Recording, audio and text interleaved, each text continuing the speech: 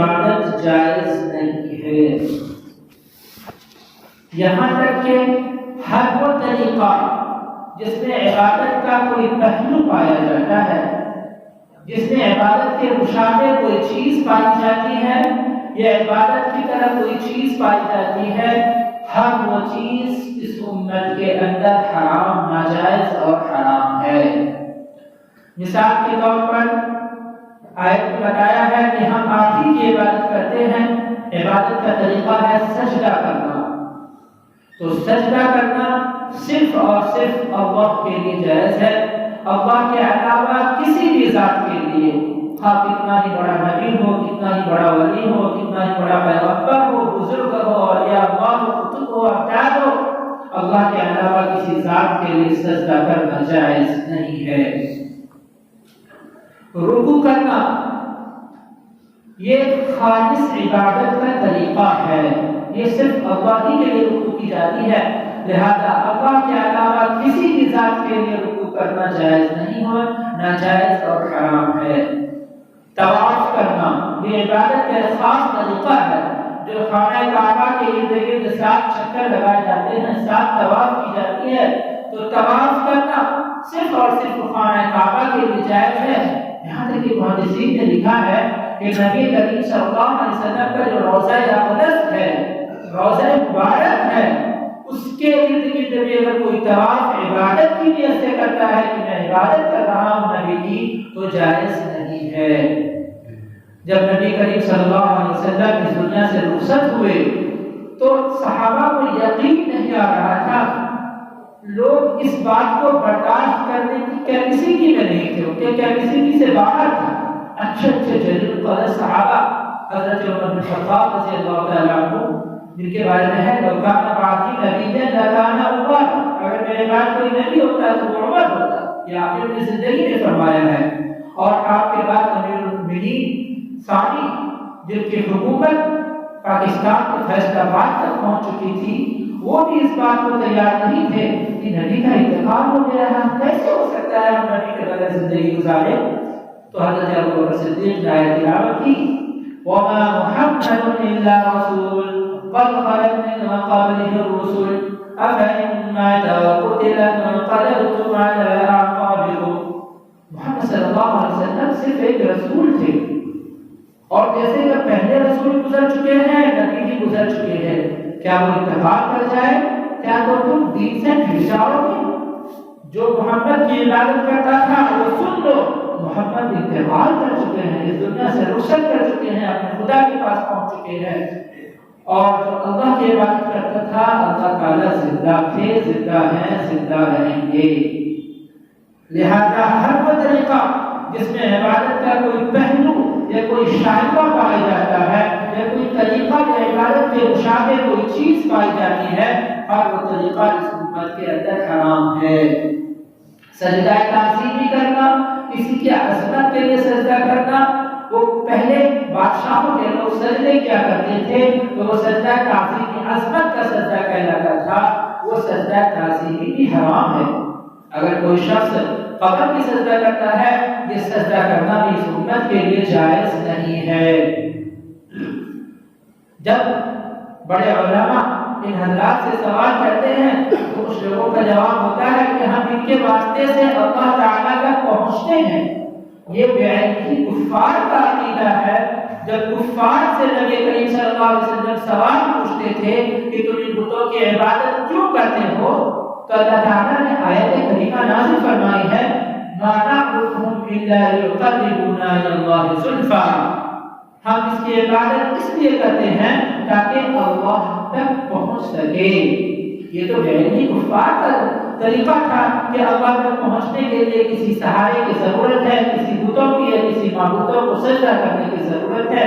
بے وہی عقیدہ بہت سے مسلمان آج اپنائے ہوئے ہیں۔ اللہ تعالیٰ اس قبیح عقیدے سے ہم سب کی حفاظت فرمائے۔ اس شریعت کے اندر خدا شرک ہے۔ اسی کو علامہ اقبال رحمۃ اللہ علیہ نے فرمایا ہے کہ یہ ایک سجدہ جسے تو گرہ سمجھتا ہے، 1000 سجدوں سے دیتا ہے آدمی کو نجات۔ یہ پیشانی اللہ تعالیٰ نے صرف اس لیے بنائی ہے کہ کہ یہ صرف اللہ کے آگے سجدہ کرے، یہ صرف اللہ کے آگے جھکے، اور جس کی پیشانی اللہ کے آگے جھک جائے، جو اللہ کے آگے سجدہ کر لے، اسے کسی اور کے سامنے جھکنے کی ضرورت نہیں پڑتی۔ اور جو اللہ کے آگے نہیں جھکتا، اللہ کے آگے پیشانی کو نہیں دیکھتا، اسے پتہ نہیں کس کس کے سامنے جھکنے پڑتے ہیں، کس کس کے سامنے سجدے کرنے پڑتے ہیں، کس کس کے سامنے ذلیل ہونا پڑتا ہے، رسوا ہونا پڑتا ہے۔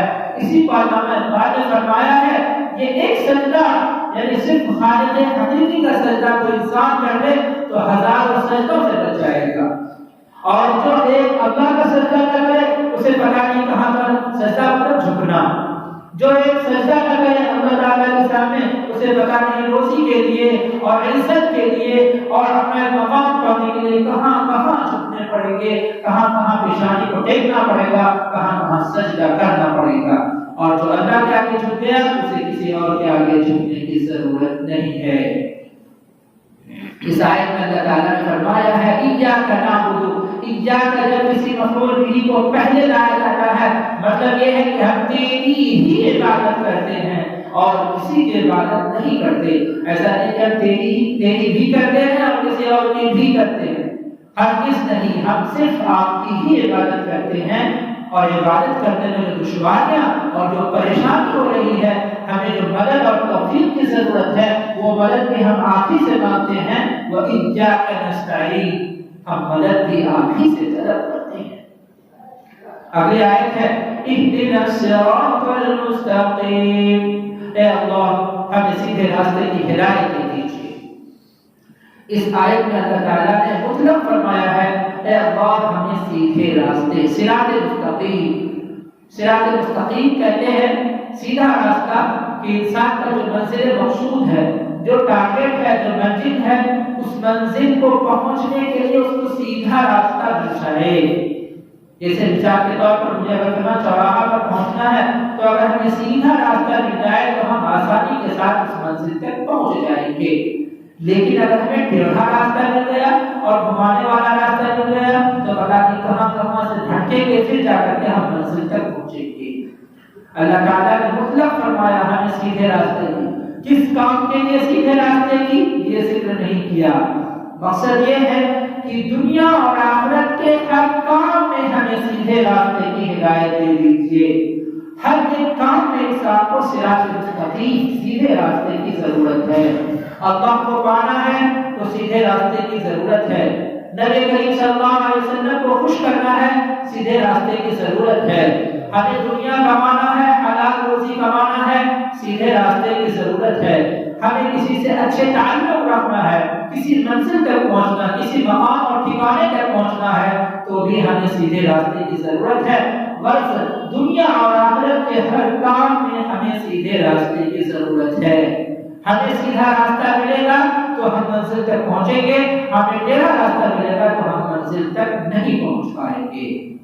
اس آیت میں اللہ تعالیٰ نے بتایا ہے کہ ہمیں سیدھے راستے کے ذریعے منزل تک پہنچا دیجیے۔ صراط مستقیم کی ہدایت دینا، ہدایت دینے کے دو معنی آتے ہیں، مفسرین بیان کرتے ہیں۔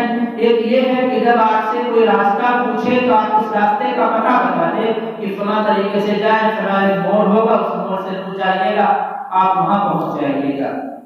دوسرا طریقہ یہ ہے کہ اس شخص سے آپ ہاتھ پکڑے، اس سے بات کرتے ہوئے اس منزل رسول تک پہنچا دیں اس کو۔ تو دونوں راستے اللہ تعالیٰ نے ہمیں عنایت کر دیے ہیں۔